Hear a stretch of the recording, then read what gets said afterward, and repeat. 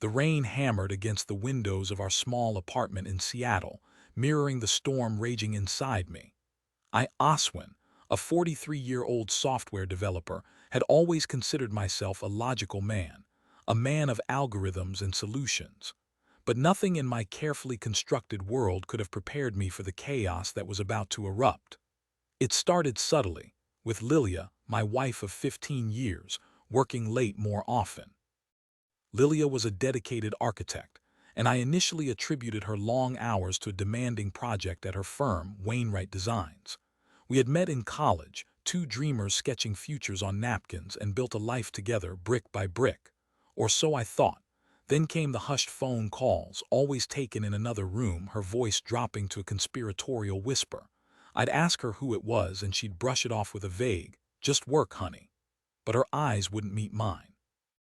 Lilia had always been an open book, her emotions painted vividly across her face. Now, a curtain had fallen, obscuring the woman I thought I knew. The first real crack appeared during our anniversary dinner. We had reservations at the Pink Door, our favorite Italian restaurant. I had even managed to snag the cozy corner booth where I had proposed. But Lilia was distracted, her fingers drumming nervously on the table. She barely touched her lasagna, picking at it listlessly while staring out the window. When I tried to hold her hand, she flinched, pulling away with an apology about needing to check her email. That night I couldn't sleep. Lilia lay beside me, her breathing shallow and uneven. I reached for her, but she stiffened, mumbling something about being tired. The rejection stung, a sharp, unfamiliar pain. I got out of bed and wandered into the living room, the silence amplifying my unease. That's when I saw it, Lilia's laptop left open on the coffee table. The screensaver flickered, revealing a partially composed email. Curiosity, or perhaps a premonition, overwhelmed me. I sat down and opened the laptop. The email was addressed to someone named Torin. My heart hammered against my ribs as I read. "I can't stop thinking about you," the email began. "Last night was incredible. I know this is wrong, but I can't help myself. I need to see you again." The words swam before my eyes, blurring into a senseless jumble. I felt a cold dread creep through my veins, numbing my senses. I scrolled further down, my fingers trembling. The email was filled with intimate details, details that should have been reserved for me. Details that confirmed my worst fears. Lilia was having an affair. The rest of the night was a blur. I paced the apartment, rereading the email, trying to make sense of it. How could she do this to me, to us? I had given her everything. I had loved her unconditionally. What had I done to deserve this? When Lilia woke up, she found me sitting on the sofa, the laptop open beside me. Her face paled as she took in the scene. "Oswin," she whispered, her voice barely audible. What is this?" I didn't say anything. I simply pointed to the laptop screen. Her eyes darted back and forth as she read the email, her expression shifting from shock to guilt to something resembling defiance. I can explain," she stammered. "Explain." I said, my voice flat. "Explain how you could betray me like this. Explain how you could lie to my face for weeks. Explain how you could cheapen our marriage with some stranger." Tears streamed down her face as she launched into a rambling explanation about feeling neglected, about needing excitement in her life, about how it just happened. But her words rang hollow, empty excuses that did nothing to soothe the gaping wound in my heart. "Who is he?" I asked, my voice dangerously low. "Who is Torin?" She hesitated, then mumbled. He's a colleague. At Wainwright Designs, a colleague, of course. Someone I had probably met at office parties, someone I had smiled at and shaken hands with, all the while he was sleeping with my wife. The next few weeks were a living hell. We existed in a state of tense silence, barely acknowledging each other's presence. I couldn't bring myself to touch her, to speak to her without feeling a surge of anger and disgust.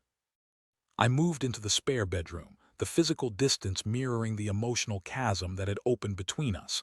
I considered leaving, walking out, and never looking back. But 15 years is a long time. 15 years of shared memories, of laughter and tears, of building a life together. The thought of throwing it all away was agonizing. But the thought of staying, of living with the knowledge of her betrayal, was unbearable. I decided I needed to know everything. I needed to understand how this had happened, who this Torin was, and the extent of their affair.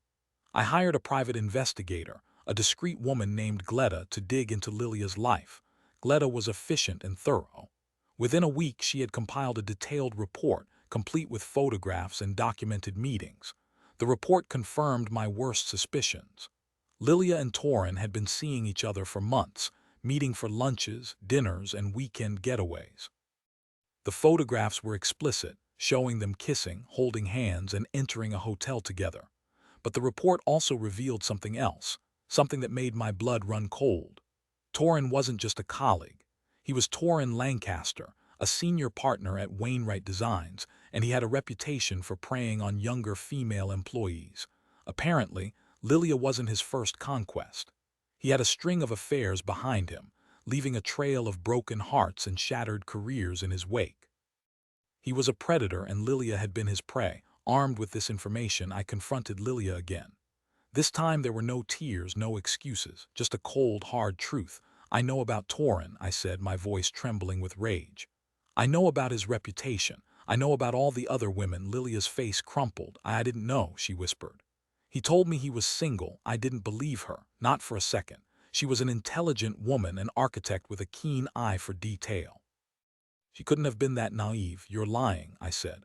"You knew exactly what you were doing. You were blinded by ambition, by the promise of a promotion or a partnership. You were willing to sacrifice our marriage, our life together, for your own selfish desires." Lilia didn't deny it. She simply hung her head, her silence a confirmation of my accusations. That was the end. I filed for divorce the next day.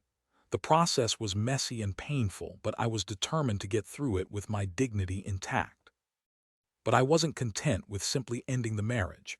I wanted justice. I wanted Torin Lancaster to pay for what he had done, not just to me, but to all the other women he had manipulated and abused. I took Gleda's report to Wainwright Designs and presented it to the firm's managing partners. They were shocked and appalled by the allegations. They launched an internal investigation, and within weeks, Torin Lancaster was fired. But that wasn't enough. I wanted to expose him publicly, to ruin his reputation and ensure that he could never harm another woman again. I contacted a local newspaper and shared my story, along with the evidence I had gathered. The article was published a few days later, detailing Torin Lancaster's history of affairs and his predatory behavior. The backlash was immediate and severe. He was ostracized by his colleagues, his friends, and even his own family. His career was in ruins. I watched it all unfold with a sense of grim satisfaction. I had exacted my revenge, and it felt empty. The pain of Lilia's betrayal still lingered, a dull ache in my heart. The scars would likely never fully heal. In the aftermath, I found myself alone, adrift in a sea of uncertainty. I sold the apartment in Seattle and moved to a small cabin in the Cascade Mountains. I needed to escape the memories, to find peace and solitude. One day, while hiking in the mountains, I met a woman named Scene. She was a wildlife photographer, spending her days capturing the beauty of the natural world. We struck up a conversation, and I found myself drawn to her warmth and her genuine spirit. We started spending time together, hiking, sharing stories, and simply enjoying each other's company. Scene was a breath of fresh air, a reminder that there was still goodness and beauty in the world. Slowly, tentatively, I began to heal. The pain of Lilia's betrayal didn't disappear entirely, but it began to fade, replaced by a glimmer of hope. One evening, as we sat by the fire, Scene turned to me and said, "You know, Oswin, you deserve to be happy." Her words resonated deep within me. I realized that she was right. I had spent so long dwelling on the past, consumed by anger and resentment, that I had forgotten how to live in the present. I took a deep breath and looked into Scene's eyes. "I think I might be," I said, a genuine smile spreading across my face. "The rain still falls in Seattle, and I'm sure Lilia and Torin are still living with the consequences of their choices. But here, in the mountains, surrounded by the beauty of nature and the love of a good woman, I have finally found peace. It wasn't the ending I expected, but it was the ending I needed. A new beginning, forged from the ashes of betrayal."